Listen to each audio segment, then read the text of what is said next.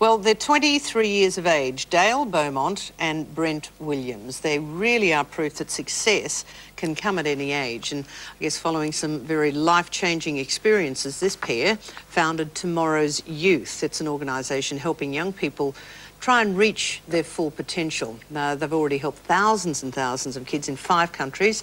Dale and Brent joined me this morning. Thank you very much. Thanks for having us. We've actually almost, we do have not an almost audience. This is a real audience, not a part they're in, because we're going to be taking some questions. Your organisation aimed at helping kids. What are you shooting for, Brent? I guess educating teenagers that there's a lot more in life, and I guess giving them the choice and the life skills that are so important to achieve success in the real world. So when finishing school, they feel confident and certain that they can go out and pursue their dreams because they now have the skills that are so important, that usually most people learn by making mistakes and trial and error through life. We're just fast-tracking that. Why did you start this? What was that defining moment, that life-changing experience? Well, Brent and I grew up as quite sort of successful teenagers. I was a national gymnast and Brent played soccer for Australia.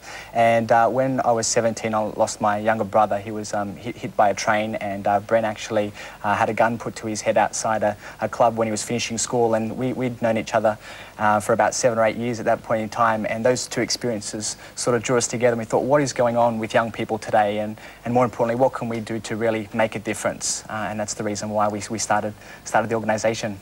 Did those experiences almost turn you off the rails? A lot of people ask that question. I think the biggest thing for me was, at first I was like so depressed and uncertain about everything, but I guess it gave me that shift in a positive direction, and I used that as an empowering thing rather than a disempowering thing. So I was like, right, I've got a second chance at life now, so I'm really going to go for it. And I didn't want to have any regrets. I thought, I'm going to, go after everything. Whether I fail many, many times, that's okay. At least I can say that I've given it my best shot. And that's really all you can do in life. What can you teach young people, and what are the ages of your organisation? The people that come along between about 13 up to around about 21 years of age, with the average being kind of 15, 16.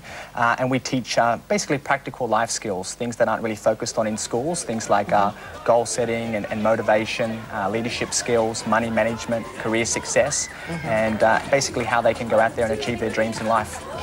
How do parents respond to you? Are they encouraging kids to go there, or are they going, hang on, why does my kid need this, because I'm doing actually a good job here? Yeah, I think there's a lot of extremes. We have some parents that understand kind of the lessons that are taught at the program. They really get what we're all about, and they're like, with open arms, yes, I embrace this. This is something that I've wanted for years. Finally my teenager can get what I've found so valuable to my life.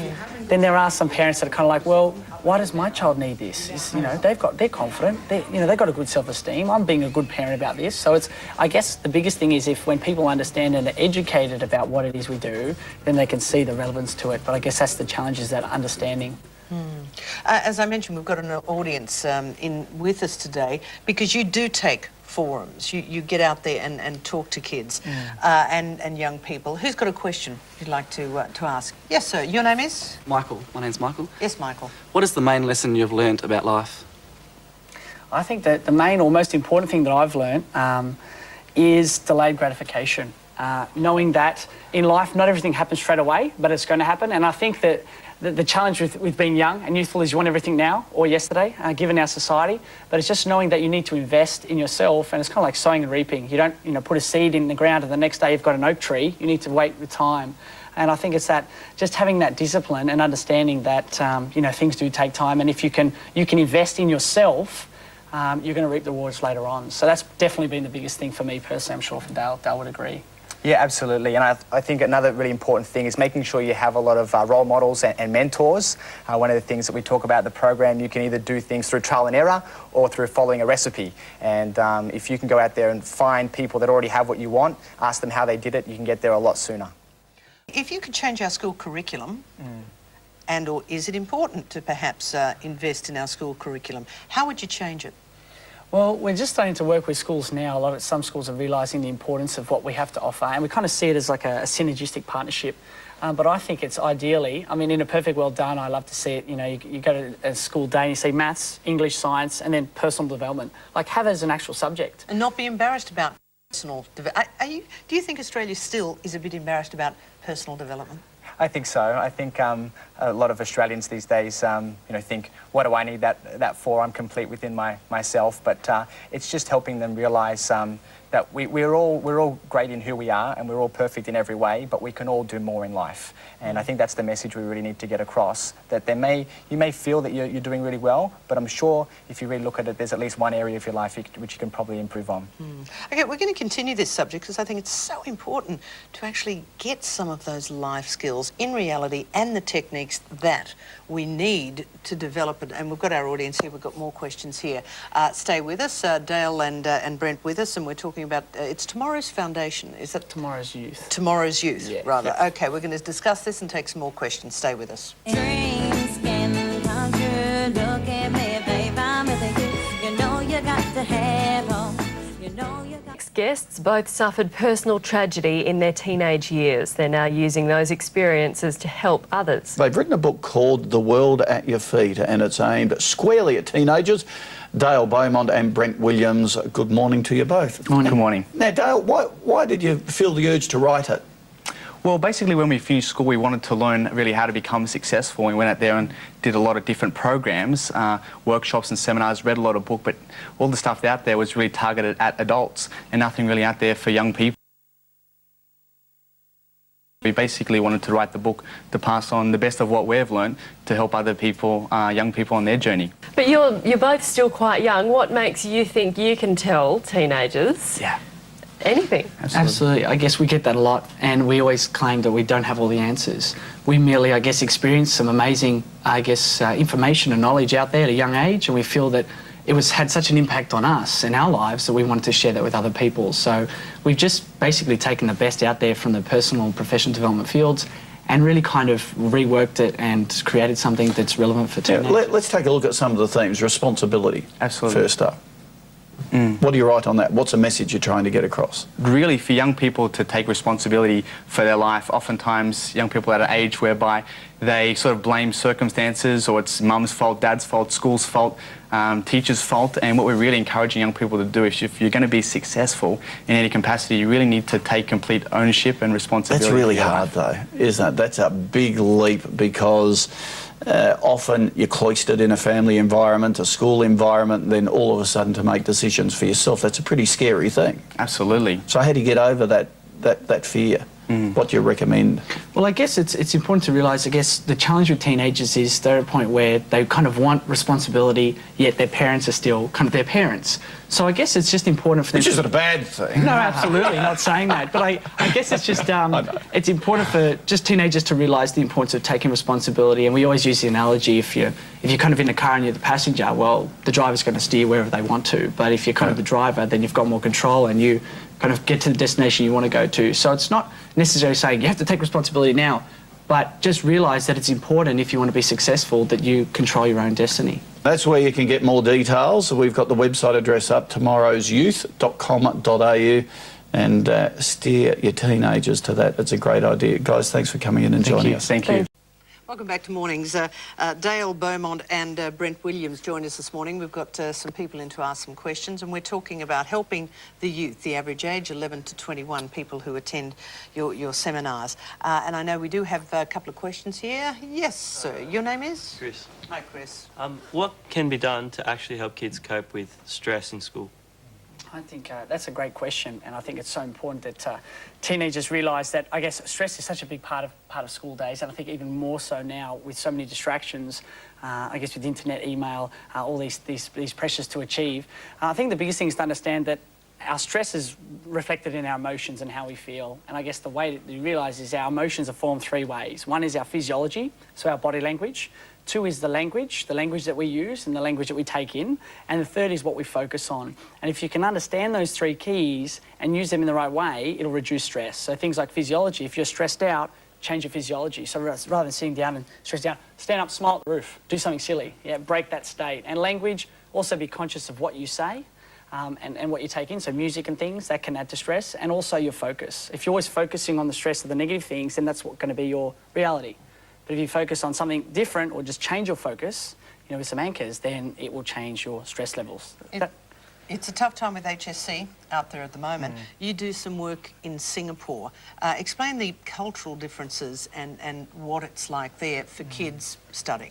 Well, in Singapore, there's so much pressure to succeed academically, even from a really, really small age. And we have our HSC here, which is in Year 12. They have an equivalent to the HSC in Year 6, and that determines what high school they get to go to. So there's a lot of pressure. What's the result there of that pressure? Well, just a feeling of depression, definitely, is a major concern for a lot of young people. And also... and at 12, what's the suicide rate like? It's quite high, very, very high. At 12? At 12. Yeah, because if they don't get the marks, then they don't get to go to the good school, then it reflects on the parents, and then they think, well, this is kind of like shameful family unit doing this together, and my kid hasn't gone so well. So it's massive. The suicide rate's really high, and that's what we found with our programs, is that when you can kind of look at these things and look at your these life skills and kind of have a look at yourself for a weekend, it's like they feel liberated, like, oh my gosh, there's a different way of thinking. You know, it's not all about the study and the stress and doing all these things. There's a lot more to life. Just talking to people anybody who's interested enough to go to a course wants to develop personally. Yes. Can you help people who really wouldn't even think of doing it in the first place and think, it's all that American hoo-ha? I guess that's the biggest challenge with working with teenagers, is that majority of them, unfortunately, come kicking and screaming. Well, about 80% don't want to be there at the beginning. Yeah, they kind of come in on a Friday night and day or night, standing up on stage, and they're sitting there with their mobile phones, and they're kind of looking around and saying, I can't believe I'm here for 28 hours. But the whole thing is, when people say, well, Brent, how do you motivate people? What gets them going? And even if they don't want to be there, I think it's very easy to motivate someone where you can paint a picture of their future clearly enough. If people can see the possibilities that they have in their life and what they can actually do, you just get excited. It's a natural high. So we found that sometimes it's tougher than others. Some people will fight it, but over 28 hours, it's amazing, and everyone kind of gets that outcome. We have a question at the back there. Your name is? My name's Jessica. And what is a comfort zone, and why is it so dangerous?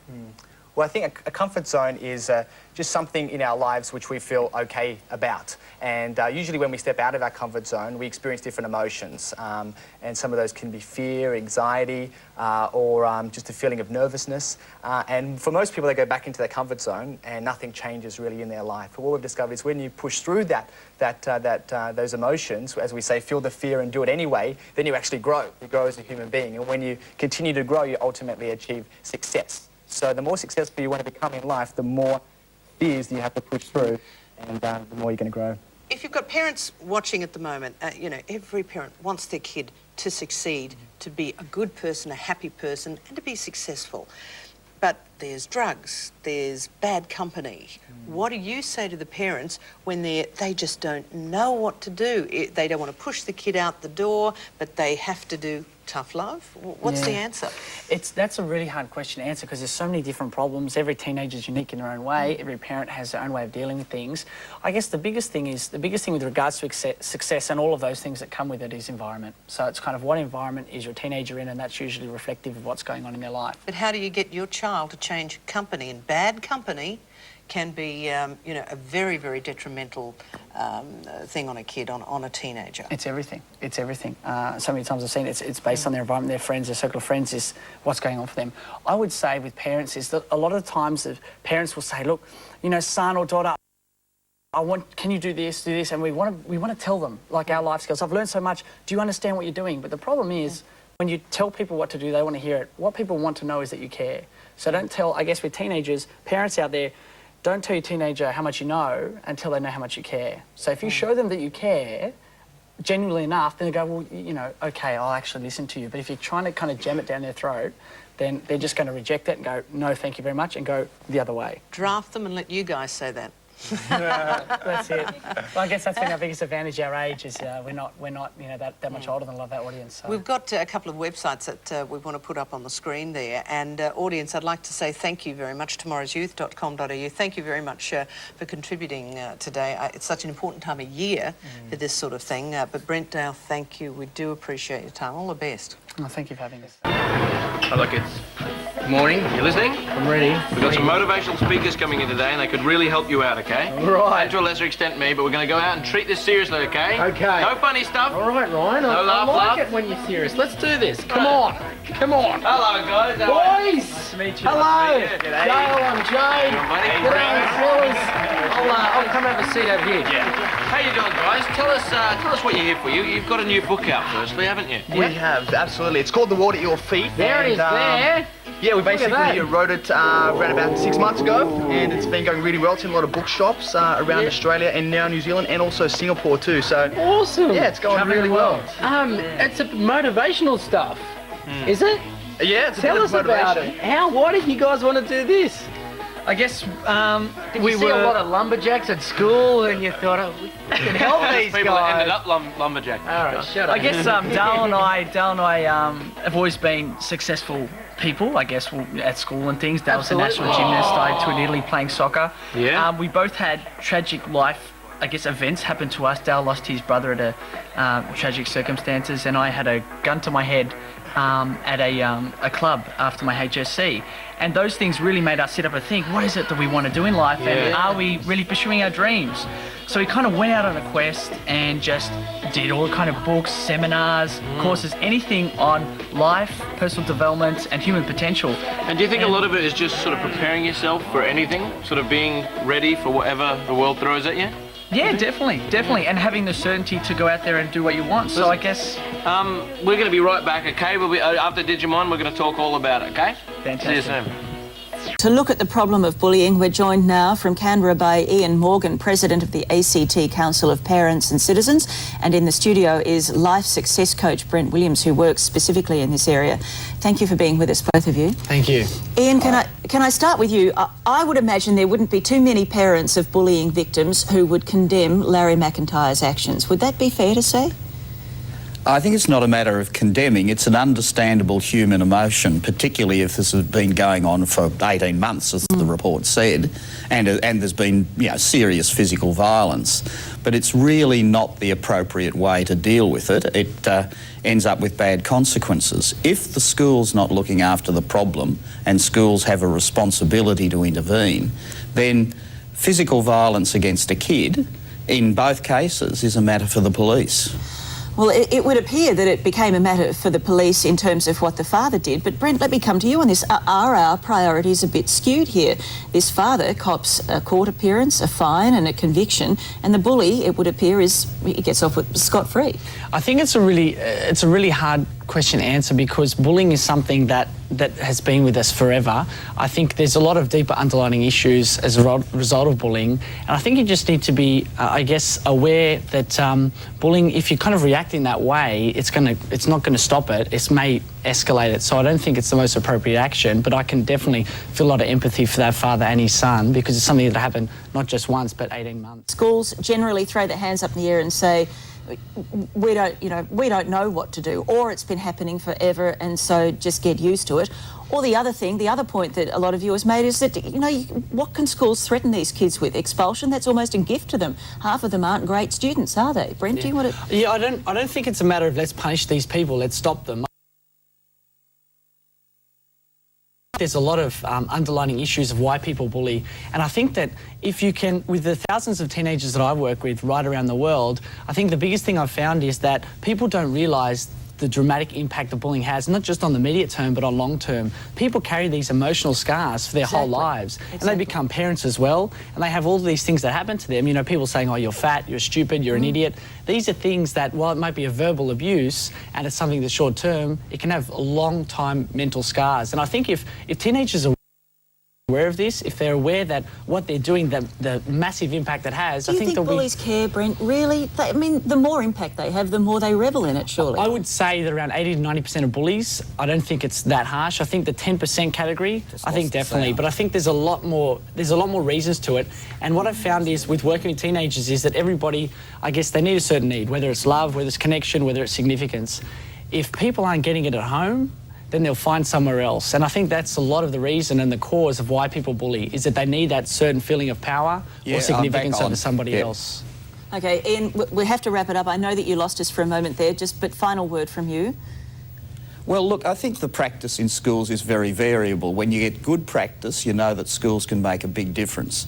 I can give you a personal experience of one of my children who was being bullied. I rang the school, spoke to the year coordinator. The year coordinator was very proactive, said, I won't tolerate this, and I have to say it stopped. I don't know what he did. I don't want to know what he did in a sense, but he certainly stopped it completely. All right. Well, thank you both very much for being with us this morning. I think we've only scratched the surface of this issue, but we'll certainly revisit it. Thank you. Thank you. We'll be back with more of Today in just a moment.